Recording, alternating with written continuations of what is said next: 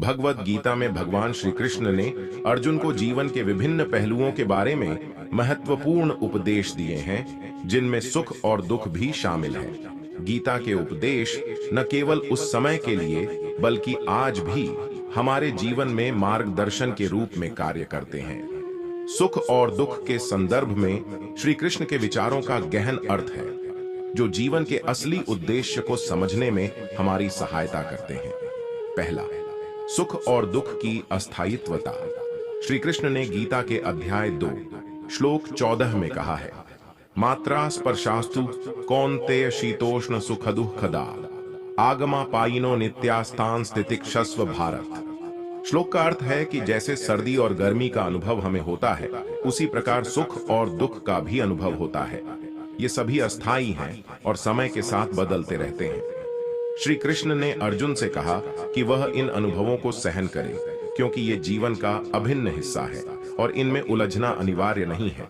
सुख और दुख का यह चक्र प्रकृति का नियम है और इन्हें सहन करना ही बुद्धिमानी है। दूसरा, स्थिरता और धैर्य का महत्व। भगवान श्री कृष्ण ने यह स्पष्ट किया कि जो व्यक्ति सुख और दुख में समता भाव रखता है, वह सच्चे अर्थों में स्थित प्रज्ञ या स्थिर बुद्धि वाला व्यक्ति होता है। उन्होंने कहा कि समदुख सुखम धीरम सोमृतत्वाय कल्पते, अर्थात जो व्यक्ति सुख और दुख दोनों में समान रूप से स्थिर रहता है और इनसे विचलित नहीं होता, वही मुक्ति प्राप्त करने के योग्य होता है। यहाँ पर श्री कृष्ण यह बताते हैं कि हमें जीवन के दोनों पहलुओं को समान दृष्टि से देखना चाहिए और इनसे प्रभावित होकर अपने कर्तव्यों से नहीं भटकना चाहिए। तीसरा, सुख दुख से परे आत्मा का अस्तित्व। श्री कृष्ण ने गीता में आत्मा की शाश्वतता के बारे में बताया। उन्होंने कहा कि आत्मा न तो जन्म लेती है और न ही मरती है। शरीर नाशवान है, लेकिन आत्मा अजर अमर है।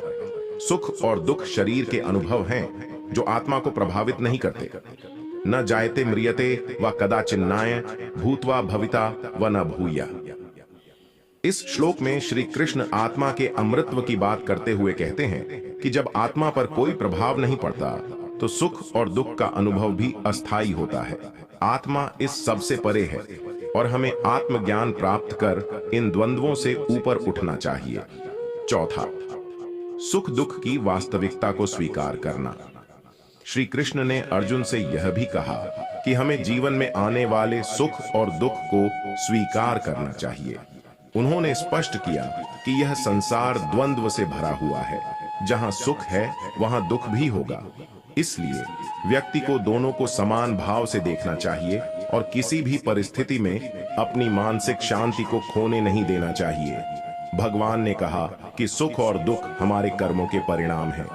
जब हम किसी चीज से जुड़ते हैं और उससे अत्यधिक आशा रखते हैं, तो दुख की संभावना भी उतनी ही बढ़ जाती है। श्री कृष्ण ने यह बताया कि कर्म करना हमारा अधिकार है, लेकिन फल की चिंता हमें नहीं करनी चाहिए। जब व्यक्ति फल की चिंता किए बिना कर्म करता है, तो वह सुख और दुख दोनों से मुक्त हो जाता है। पांचवा, आसक्ति से उत्पन्न दुख।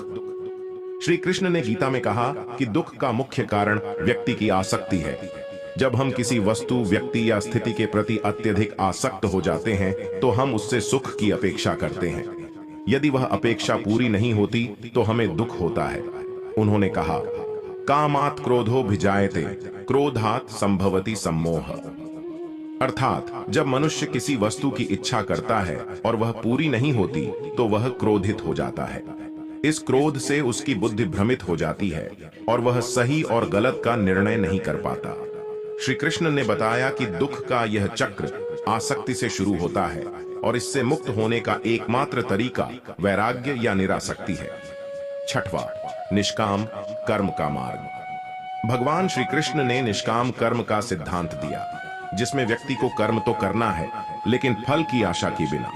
उन्होंने कहा कि जब हम किसी भी परिणाम की इच्छा किए बिना कर्म करते हैं, तब हम सुख और दुख दोनों से परे हो जाते हैं। कर्मण्येवाधिकारस्ते मां फलेषु कदाचन, अर्थात हमारा अधिकार केवल कर्म करने में है, लेकिन हमें परिणाम की चिंता नहीं करनी चाहिए। श्री कृष्ण के अनुसार यदि हम इस मानसिकता को अपना लेते हैं, तो हमें सुख और दुख से प्रभावित होने की आवश्यकता नहीं होती। यह जीवन जीने का एक उच्चतर मार्ग है, जहां हम अपने कर्तव्यों को पूरी निष्ठा के साथ करते हैं, लेकिन परिणाम की चिंता नहीं करते। 7वां, समता का भाव। श्री कृष्ण ने समता का महत्व बताया, अर्थात हर स्थिति में एक समान दृष्टिकोण रखना। उन्होंने कहा, सुख दुखे समय कृत्वा लाभालाभो जया जयो। अर्थात अर्जुन को यह उपदेश देते हुए श्री कृष्ण ने कहा कि उसे युद्ध में लाभ और हानि, जय और पराजय, सुख और दुख सभी को समान दृष्टि से देखना चाहिए। यह समता भाव ही हमें जीवन के उतार चढ़ाव से ऊपर उठने में मदद करता है। 8वां, मोह माया से मुक्ति। श्री कृष्ण ने मोह और माया को भी दुख का कारण बताया। जब हम किसी व्यक्ति, वस्तु या परिस्थिति से अत्यधिक मोह रखते हैं तो उसके छूट जाने पर हमें दुख होता है। इसीलिए भगवान ने अर्जुन को मोह से मुक्त होने की शिक्षा दी। व्यवसाय आत्मिका बुद्धिरेकेह कुरुनंदन। इस श्लोक में श्री कृष्ण अर्जुन को एकाग्र और समर्पित बुद्धि की शिक्षा दे रहे हैं, जो मोह माया से मुक्त हो और जो अपने कर्तव्यों को बिना किसी आसक्ति के पूरा करे। 9वां, योग का मार्ग। भगवान श्री कृष्ण ने जीवन में योग का महत्व भी बताया। उन्होंने कहा कि योग के माध्यम से हम अपने मन और आत्मा को नियंत्रित कर सकते हैं और जीवन के सुख दुख से प्रभावित हुए बिना अपने कर्तव्यों का पालन कर सकते हैं। योग हमें जीवन के द्वंद्व से ऊपर उठने और आत्मा की शांति प्राप्त करने में सहायता करता है। श्री कृष्ण के उपदेश हमें यह समझाते हैं कि जीवन में सुख और दुख अनिवार्य हैं, लेकिन हमें इनसे प्रभावित हुए बिना अपने कर्तव्यों का पालन करना चाहिए। सुख और दुख दोनों ही अस्थायी हैं और आत्मा इनसे परे है। भगवान ने निष्काम कर्म, वैराग्य, समता और योग के माध्यम से इन द्वंद्वों से ऊपर उठने का मार्ग बताया है। जब हम इन सिद्धांतों को अपने जीवन में अपनाते हैं तो हम जीवन की चुनौतियों का सामना बिना किसी मानसिक कष्ट के कर सकते हैं और अंततः मुक्ति प्राप्त कर सकते हैं।